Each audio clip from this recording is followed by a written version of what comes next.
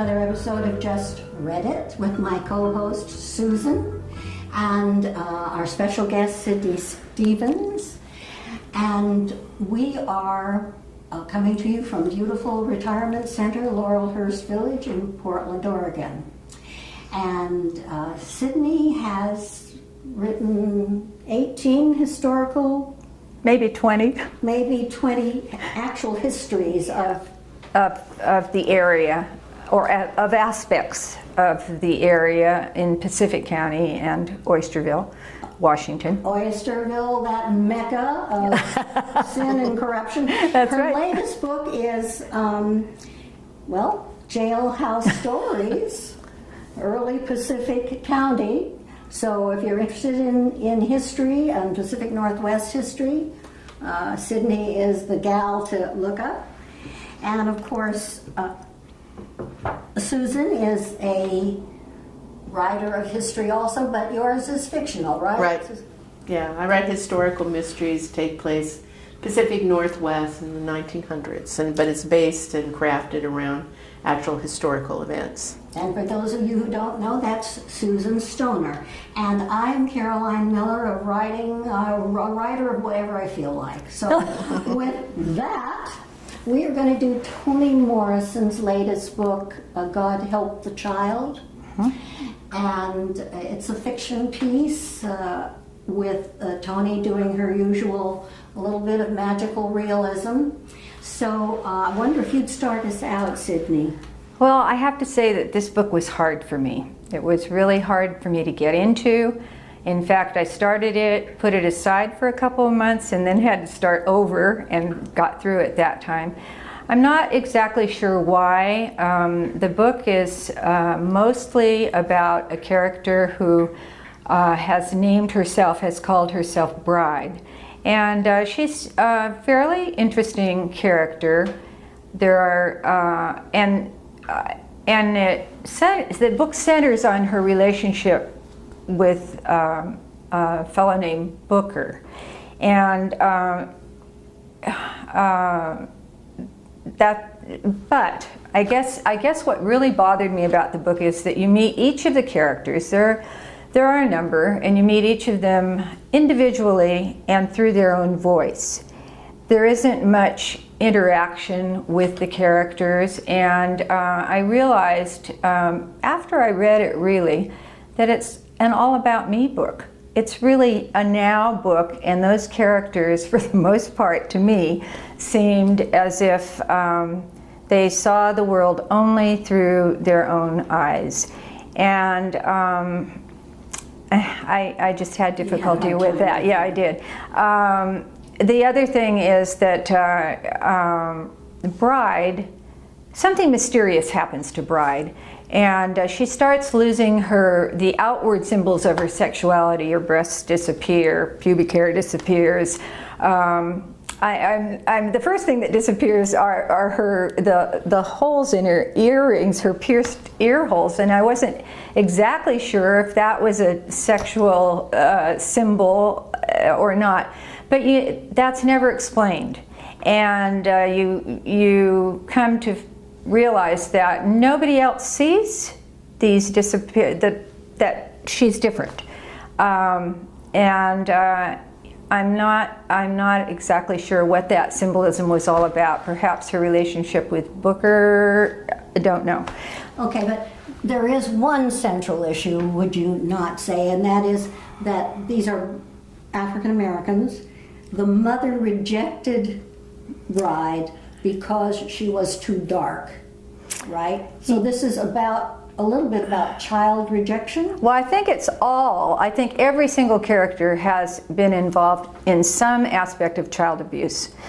Not necessarily because of color, that's Bride's, that part belongs to Bride, but it is definitely about child abuse and what happens to the adult child as a result. As it grows up. And but I All right, well, let's see Susan pull us out of this quandary. Well, I'm not really familiar with Toni Morrison's work, So I guess the first thing I noticed is I love her writing. But the story was, it wasn't, I think, about children and the impact that abuse has and the difficulty that they have in rising above it. And it was within the context of race, although one of the characters, Brooklyn, her name is, who was white, also had her own sort of childhood horrors that impacted how she behaved, which wasn't well, very self-serving. And I think you're right. I think the problem all of them shared was that they were very self-centered. I'm not sure the story, I guess one of the thoughts I had is if I was going to say, yeah, read Toni Morrison, she's a great writer, I probably would not recommend this is where they start. I know, and I haven't read it, that The Bluest Eye has got, you know, people are crazy about that one. I think that there is just problems with the story, and it's in the end you kind of are just going, well, exactly, I'm going, why did she even go through the whole thing about losing her symbols of sexuality? What was that? Oh, especially really. Think you're Shakespeare. Since she, well, plus, but in the end, all of a sudden her breasts pop out and she's pregnant. And to me, that was just silly. It was a little. Well, okay, but this is magical realism, and I know that isn't your most favorite thing, but no, I like Marquez. You don't like Marquez, so I'm gonna. Okay, she beat me up on that last time. All right, okay. Well, this is all about the scars of childhood. We all agree on that. Yeah. And I will say that I like this Toni Morrison book better than most, but it is flawlessly written. It's so clear and clean and crisp in its style. But if I may, I'm going to suggest that the whole ritual in terms of magical realism of going back to childhood was each of them trying to going through that process of returning to innocence. In the Shakespeare world, like Midsummer Night's Dream, every time you go into the green world, you find your natural self. And when Bride hooks up with these hippies, she enters the green world and goes back into that world of innocence. It's really reminded me of Wordsworth's "The child is father of the man." Whatever the child senses and feels becomes the person. I think that's the theme of the book, although I don't like to condense it like that. So I understand what you're saying, and does it work? Does it work? I don't know. And I think Queenie is important in this book. Oh, actually, she is the mother. And at first, I felt that she, I wasn't sure what her role was. But as I think back on it, I feel like she's the bridge between the past and now, and she's also the bridge between community. Even though she had multiple husbands and she lost them and multiple children and they've gone on, it's Queenie that's connected. But I wanted that connection to work more with Bride, and you know. You didn't think it did? Maybe it will. I don't know. Somewhere in that green world. Yeah, I think Queenie. What do you agree? Do you agree? Do you think she was more like the mother figure that glued it, or? Well, she helped the two of them communicate. I mean, without her, I don't think they would have ever gotten together. The two of them being Booker and Bride. Right. Yeah, I mean, she was fine.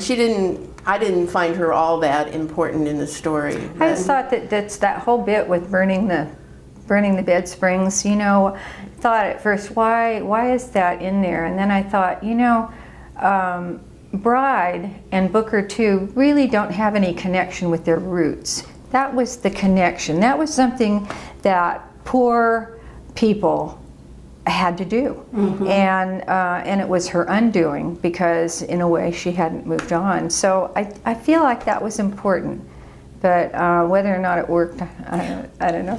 And one other little Did you want to say something? Well, we need to close up, but one other last point is this all begins when Bride's mother makes her tell a lie, which sends a woman to prison. So you've got your original sin there that Bride is That's right. trying to atone for. Well, okay, now, Sydney, what we do is the red marble is for just read it, and you're recommending others to read it. And blue is boo. So if you will pick up a marble, please. Can I do both? No. I know. Everyone's right to know. Well, I think your point was really good because it was the first Toni Morrison book I'd ever read. And without thinking about it and doing this, I would never read another. However, I don't know, I'm really on the fence. I don't know, red is approving it. So. No, I don't think I can approve it, at least not for first-time readers. Okay. Right. And I'm actually with you. I think if you're a Toni Morrison fan, you would read this, you would get something out of it, even the Shakespearean references. But I have to say, I just would caution people not to start, because I know she's a fantastic writer. And the irony is that I like this book better than some of her earlier ones. So, as usual, I stand alone. I give it a read it. Anyway, ladies and gentlemen, thank you for being with us. Do come back and see what we're up to and disagreeing about next.